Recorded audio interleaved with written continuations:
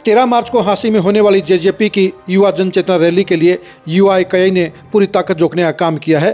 दिग्विजय चौटाला की अगुवाई में युवा जेजेपी पूरे प्रदेश में सघन अभियान छेड़े हुए है और इस रैली को सुपर शो बनाने के लिए हर मुमकिन काम किया जा रहा है, हर मुमकिन इंतजाम किया जा रहा है। नमस्कार, मैं हूं कुलदीप शुरान। आज हम खरी खरी न्यूज़ में चर्चा करेंगे जेजेपी की हांसी में होने वाली रैली की, दिग्विजय चौटाला की कार्यप्रणाली की, दिग्विजय चौटाला के सघन अभियान की और दिग्विजय चौटाला की ट्यूनिंग की।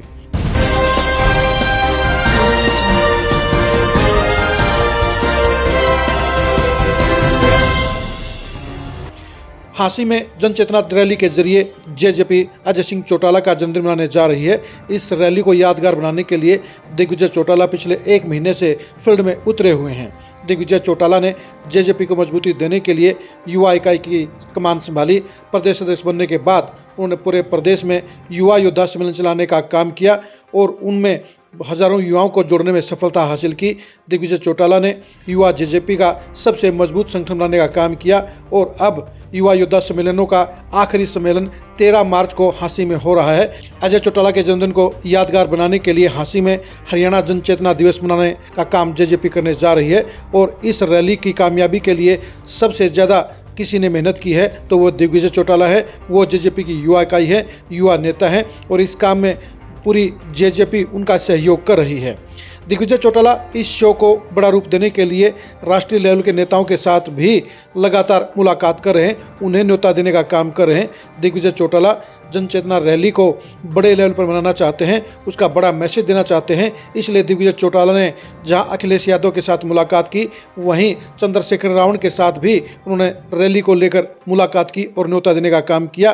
राजस्थान के 2 बड़े चेहरे हनुमान बेनीवाल और रविंद्र भाटी के साथ भी दिग्विजय चौटाला ने मुलाकात की और उन्हें रैली में आने के लिए निमंत्रण देने का काम किया। यानी दिग्विजय चौटाला इस रैली के मंच पर बड़े चेहरों को लाकर 2018 जैसा माहौल बनाना चाहते हैं।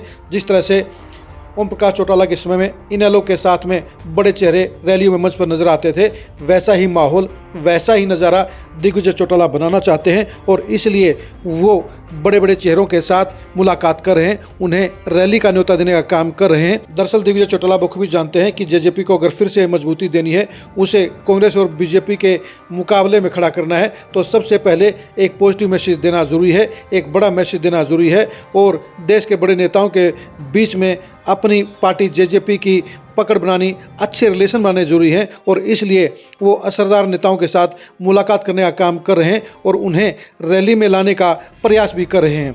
अगर ये बड़े चेहरे जेजेपी की हांसी रैली में आ जाते हैं तो उसका बड़ा इम्पैक्ट जाएगा, क्योंकि जब बड़े चेहरे किसी पार्टी की रैली में नजर आते हैं तो पब्लिक के अंदर उसका पॉजिटिव मैसेज जाता है और पार्टी के कैडर के अंदर भी वो पॉजिटिविटी आती है, वो करंट आता है और पार्टी मजबूती की तरफ चल पड़ती है।